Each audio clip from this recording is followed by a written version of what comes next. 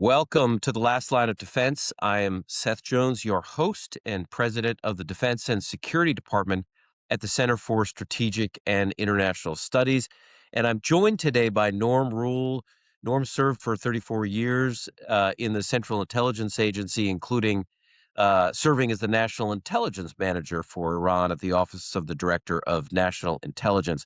Norm, it is great to have you on. There is no one that I know of that knows Iran inside and out like you do. So appreciate you taking the time. Well, thank you for having me. It's great to be here. Let me just start, Norm, with the protest right now. How would you characterize what is going on inside of Iran? What makes this different, if at all, from what we've seen over the past several years? We've seen lots of protests. What's new, if anything, right now? Right, it's a great question. It is quite different. So first, I think if you put together a list on paper of the events that took place in the last several weeks in terms of the drivers for the protest and the regime's response, you would come up with a list that looked remarkably similar in terms of actions and drivers to what we've seen since 2017. We've seen economic and political dissatisfaction. We've seen a currency collapse. We've seen inflation. We've seen political disillusionment. We've seen cross socioeconomic unhappiness with the government. And this produced a nationwide protest similar to what we've seen in 2017, 2018, 2019, 2020, 21, and then also identity political unrest in 2022, 2023. But what was different was with each of these protests, I want you to imagine that the protest produced a compression, like a spring, where the continued collapse of the currency. So in 2015, when we had the Iran nuclear deal, the currency, the Iranian rial, was 29,500 to a dollar. When the recently fired Iran central bank governor assumed his position, it was 920,000 to the dollar. On December 28th, it was 1.42 million to the dollar. So I want you to imagine that each year this pressure on the Iranian people becomes greater. More and more of them are pushed into poverty. The inflation becomes greater. December inflation was 42% overall, 72% for food, beverages, and tobacco. So I want you to imagine that each year they're becoming unhappier with the government. The turnout for the presidential election, despite the government putting forward a technocrat who is meant to be appealing to the people, historic low. So each year the spring becomes lower and shoots up higher and more sharply, producing a greater intensity of these nationwide unrest. But greater intensity means greater violence, greater anti government violence. So you've got a greater courage to say, I'm against the regime. So things move from economic to political protest more rapidly. I want the regime to go. I want the Shah to come back. I want the supreme leader to die. And these are things that people didn't say as frequently in 2017, but say very frequently now. Now let's look at the other side of the street. Because since 2017, something else has happened that people don't talk about. With each revolution of the protests, the government also had a chance to take apart what organization developed amongst the opposition. Now, when I'm talking about organization, I'm not talking about the leader of a protest or indeed many of the people in a protest, although the government spent time looking to see who is in a protest to say, that individual works in a government building, that individual works in security. Let's fire them. Let's pressure their families to make sure they stay out of it. But they also spent time with their indigenous intelligence services to, in essence, make sure the organizational structure of protest within the country did not develop. So every protest that erupted in Iran since 2017 through 2026, in essence, erupted anew nationally with no organization. So what did that mean?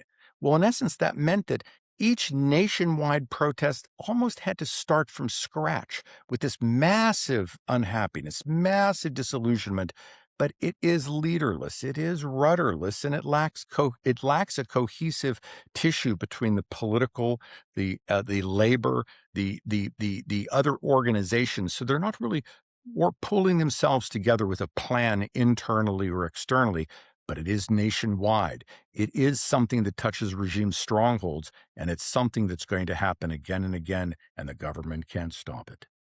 So, Norm, let me just talk a little bit about the structure of the protest. You said pretty categorically that you don't see a clear organizational structure to the protests. Would you say in specific areas or specific regions there is more of a structure, or is this, from your perspective, is this wherever the protests are popping up? It is largely inspired. And actually, the second part of that is how are people communicating? Because we've seen video, people are talking across regions. So there is likely some way that people are at least talking across parts of Iran as the protests have evolved. Well, the protests appear to be in part neighborhood based. People are showing up in neighborhoods and in their towns, and then particularly in small towns and in cities, these take on a sort of a life of their own, and word spreads.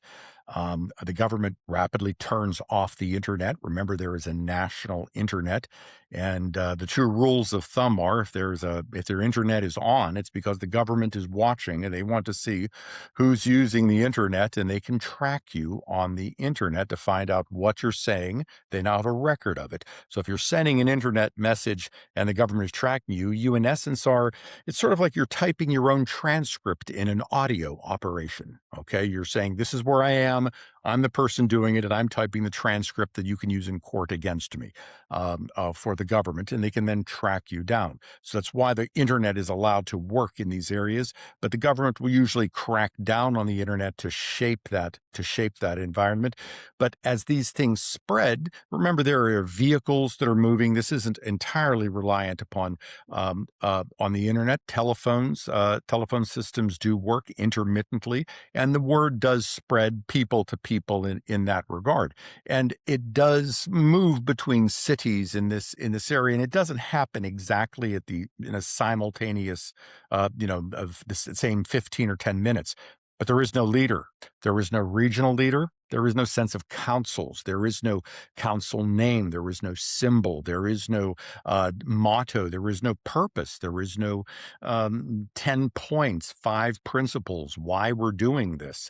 But it does appear with different types of people, different levels of society in regime strongholds, different levels of education, different social perspectives. This is a people that they don't like their government anymore. Now, this said, and this is also often not popular to say, there are millions of Iranians who voted for Iran's bloodiest president. There are millions of Iranians who probably still support this government. That's a very unpopular thing to say. How many? I don't know. How many? I don't know how you'd even measure that. But it was 13 to 17 million people voted for Ebrahim Raisi. And those people are going to be the ones who will ideologically remain sound within the Revolutionary Guard, support the Revolutionary Guard or the other security forces, and turn in their neighbors and support the security services. And in essence, push back against the development of that structure in their local community. So, Norm, I want to sort of unpack a little bit in a moment the the structure that Iran has developed over time and then has been using to try to keep a lid over these protests, which I think give us a really good sense as there is discussion in Washington about what options the U.S. or other allies in the region, whether it's the Gulf states or whether it's Israel, should take in Iran. But before we do that, I'm wondering if you have a general sense of the death toll, just because it's been such a predominant figure that the U.S. president and some U.S. policymakers on the Hill have talked about. The A number of human rights groups have pushed the number now well over 4,000. Do you have a general sense of the level of violence that's going on within the country right now? So the estimated number of people killed in these unrests cannot be stated with precision. for a variety of reasons. Restricted access to information within the country, that internet shutdown. There are multiple sources, many of whom are biased, trying to influence as well as to inform. However, ominously, the Iranian government's own official reporting is now talking about thousands of deaths. And they're starting off at around 3 to 4,000 by the government's own count. So, based on that, I think it's safe to say that we're looking at the low 3 to 5 digit range. I think it's going to be more likely we're going to be leaning into the 4 to 7,000 range once we account for people who were killed in blackouts, whose deaths occurred in hospitals that were not necessarily reported by the government because they kept the numbers quiet. People will die in prison. These numbers will be very difficult to account for. And this also does not include people who are injured. And some of these injured will be not just blindings, but they will be severe, debilitating, lifelong injuries that will be catastrophic for these individuals. So we're probably looking at between 4 to 7,000, maybe higher in terms of deaths, and in terms of injuries, perhaps anywhere from 12 to 20,000 people who injuries. Now, when you look at that, let's turn that into families whose lives have been destroyed. It's possible you may have 100,000 families in Iran who are now talking about the individuals they have known who have been killed or severely wounded, and the social consequences of that number, the ripple of that number in Iranian society will be extraordinary. So the government is now attempting to control funerals. It's going to be attempting to control the narrative within families. That is something that it does by having families sign documents. Some are quite terrible, saying that their loved one actually was a government besieged member, was killed by the protesters.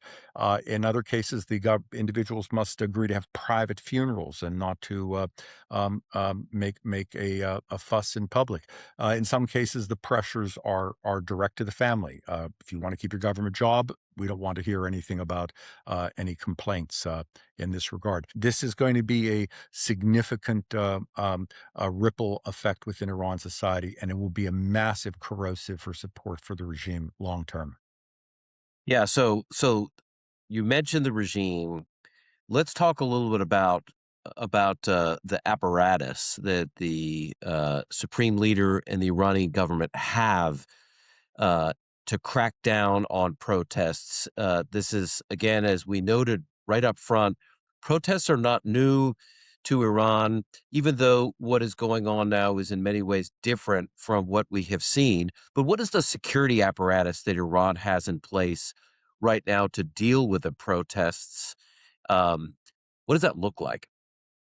So I think you have several layers that we should consider. The Iranians have used ground forces from the Revolutionary Guard, the guard forces that are most ideologically sound in terms of how the Iranians see their military. They have deployed these forces most publicly to the western portion of the country, where they feel they've had unrest in Kurdish and Azeri sections of the country, and in the east to Baluch areas. But there are reports they've been moved into the center of the country as well. The government has also used law enforcement forces and militia. There have been police. There have been unconfirmed reports that they have brought in foreign nationals. This occurs during any period of unrest. These reports are not confirmed, but they're often out there. Iraqis, sometimes even Afghans. It's difficult to say whether or not this happens and how these forces are employed. That's what you see, and that's what you hear about in terms of the violence. And this is terrible, and this is where you get the deaths. And these troops aren't terrifically well trained, particularly in terms of the Revolutionary Guard, the ground forces, and the weapons they have are horrific in the damage they can do to a human being. But perhaps more insidious is what you have behind the scenes. The Iranians have a very well-resourced, effective intelligence apparatus that involves cyber teams and basically a domestic espionage network that looks at its own people as a target. and looks at its own people as an opposition network that must be targeted to as a corrosive against the regime forever, as well as external actors. So there have been public reports of cyber tools being used against Instagram and other cyber tools that have been used by the Iranians in recent weeks, sent out against opposition members to collect information to identify contacts. And then this is just used to identify with whom people are in touch, how they're receiving information, how they're receiving resources. And this is then used to pressure families. And as I say, circling back to what I said earlier, take apart that organization on the inside, take apart that ability to bring about protests, because it's relatively easy for the Iranians to break apart crowds of people. The danger is where you have crowds that are able to say, I'm going to have a protest in this location, and then communicate with truckers who are having a simultaneous protest and say, we would like you to use your strike, not just for a strike, but use your truckers to block the IRGC that might come down and put down our protest, because we're going to do something that will overwhelm the security forces in our area. That organization would be catastrophic for the Islamic Republic. And in order to prevent that, they need to make sure that no cohesive brain power sort of develops amongst the opposition on the inside. So, Norm, I know there are some gaps in in us from the outside understanding what is going on inside of Iran, particularly at a community level.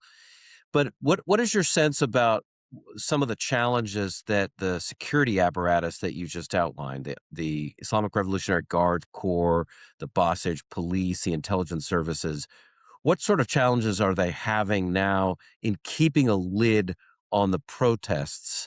How serious is this, you think, for that apparatus?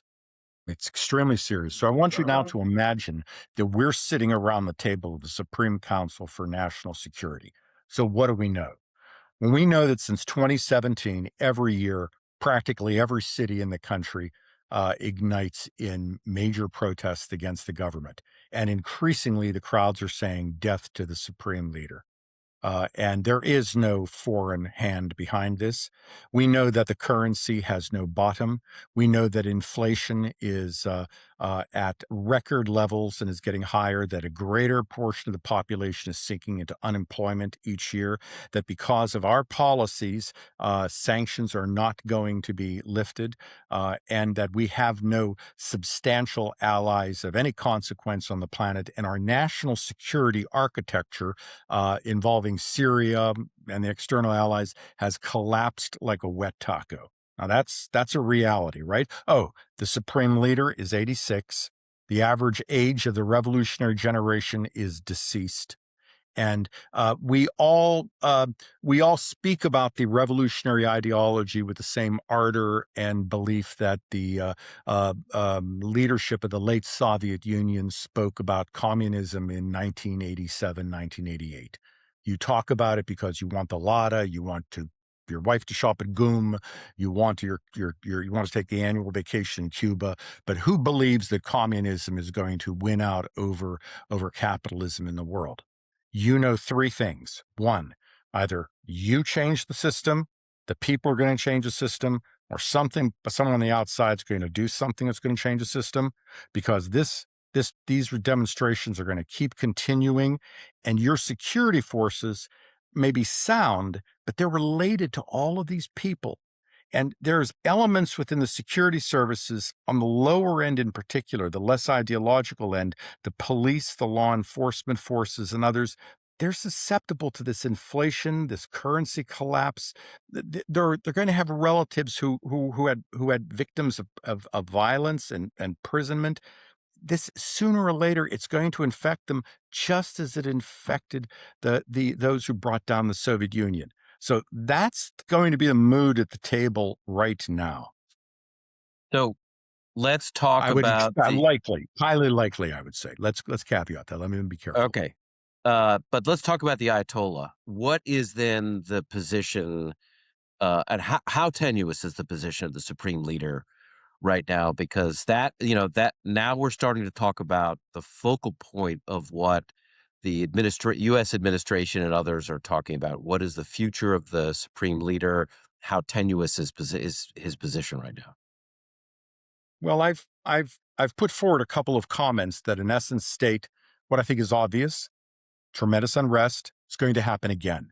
It's regime shaking, but the regime is in control for now. The supreme leader is 86, and the revolutionary generation is about to face mortality, as we all do. And the next phase of post revolutionary leadership is about to take over. They've got to redefine themselves as a leadership if the regime is about to survive. Put that in a pile. Now, this said, maybe in fairness, I should give some positives. What do I see as their strengths? Well, I see no evidence of elite fragmentation. There's no evidence that key elites believe that the government is unable to take the hard decision it needs to survive. There's no evidence that senior actors believe that the supreme leader is unable to shoot protesters. They try to form coalition governments to put forward this patina of cross political cross spectrum governance. There's no evidence of power shifts to governors. There's no evidence that religious actors are shifting to the protesters. There's no evidence that Pezeshkian has pulled a Yeltsin. He just walked out and stood with the protesters and said, I'm here to do this. There's no evidence that security forces said, we're going to stay inside of the barracks and not come out. And there's no evidence that ministries shut down. I didn't see anything that said the post office was no longer working. I have seen a lot of erosion in all these areas, but for now, this very, very tenuous sandcastle is sitting there on the beach. But anyone who's trying to keep it up knows that the big waves are coming and they're stuck for now. Norm, let's turn to the U.S. The U.S. president has talked about options. We know that he has tasked his Department of Defense and his intelligence community to come up with options. But before we get to that, I want to talk about ends here. What are the ends? I mean, I'm going to go back to Clausewitz because the military is an instrument, and the intelligence community is an instrument of state power to pursue political ends. If you're sitting in the White House right now trying to discuss and think through what you want and what is possible in Iran, what are the potential political ends that the US should be thinking about right now in Iran? Well, truth be told, if I were in that meeting, my mouth would be shut because the intelligence community is not policy prescriptive. But you're but you're And not but you're not in that meeting, which is why I can ask you. But even so, in this world, I try to avoid being policy prescriptive, and I'm rigidly nonpartisan, which is why I love the Center for Strategic and International Studies because you guys are just so amazing. But I will make some general comments. The easiest thing in the world to do is to say we should support or stand with the Iranian people. That's pretty vague, and we're 6,000 miles away, and it's easy to say that. But we do need to say this because it's a national definition of who we are in the arc of history. And we need to stand with these people who are each year putting their lives on the line against this leading state sponsor of terrorism. And we need to say we stand with them. And we didn't. I think even President Barack Obama wishes he had done more. He said this publicly in 2009. We need to do what we can to stop the killing. And President Trump has stated, I will conduct military action if the significant violence against demonstrators doesn't stop. And in fairness, that appears to have begun to decline significantly. I think our next steps as a nation, as a country, and we're not an NGO, as Dr. Rice has stated, Condoleezza Rice has famously stated, we are a country with strategic objectives. We are not an NGO. So we now have to say first, do no damage. We do not wish to involve ourselves in a regional war. We do not wish to create greater instability in the region. We don't want to create a civil war. Secretary Powell once talked about the if you break it, you own it. Um, I would never say Secretary Powell was wrong on anything, but I would tweak that and say, if you break it, there's nothing to own. These things, and if you break these things, you own nothing. So we also want to make sure we're not speaking for the Iranian people.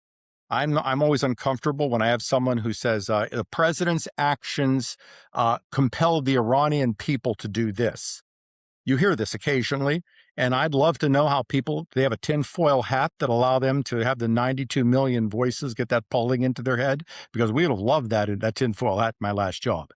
So the president's primary objectives are no regional instability, not involving the U.S. in a regional war, and we must prevent Iran from acquiring a nuclear weapon. We must contain their missile program because, according to a Defense Intelligence Agency publication regarding the Golden Dome issue, there is an estimate, I recall, that in the year 2035, Iran will have the possible capacity to produce as many as 60 intercontinental ballistic missiles.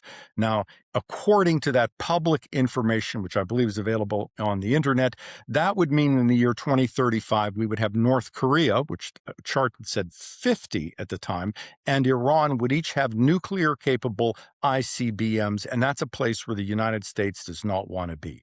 So we want to make sure that Iran does not have a missile program and a nuclear program capable of doing that, and an IRGC Quds force that not just destabilizes the region, but locks it into a military, budgetary, strategic posture where hundreds of billions of dollars in endless regional wars are created because of militias and threats of Israel-Iran wars and other threats to energy, et cetera, et cetera. It's just endless. So if the president's goals are stop the killing and compel Iran to and support the Iranian people to choose their own future, and compel the Iranian government to negotiations where they are forced to give up the pieces that produce a nuclear weapon, missiles capable of threatening the world, and the IRGC, those are our national interests. Now, I know people out there will wish we would do more, and we can have, people can be patriots and disagree. And I'm sure there are many who will disagree with what I've just said. And I mean no derogation to anybody who would disagree with what I've said. And I certainly don't mean to put down the Iranian people in any way. Yeah, well, that is a much less ambitious approach. I think what you have outlined does it's realistic in the sense that if the U.S. uses military force to get engaged on the side of protests, it has now entered the fray in ways that it cannot control from the outside. There certainly are huge risks. But my last question really is, if you're sitting in somewhere like Moscow, and you can add Beijing or other locations if you want, how do the Russians view this? They just lost their ally in Syria when the Assad regime fell in 2024. They have lost for now the Venezuelans with Nicolas Maduro. He's now gone. They're struggling still in Ukraine. They've just gone over the 1.2 million casualty figure since the full-scale invasion began. What's the view of what is happening from some of Iran's friends? Well, I think if you're looking at Iran from Moscow, your first thought is the more time the Americans spend in Iran, the less time they're spending on us. Your second thought is glad there's no Russian equipment there that's going to perform poorly against American technology, because we have enough of a problem with that in Ukraine. And we've seen how poorly Russian and Chinese military equipment performed in Venezuela. We don't need more bad advertising.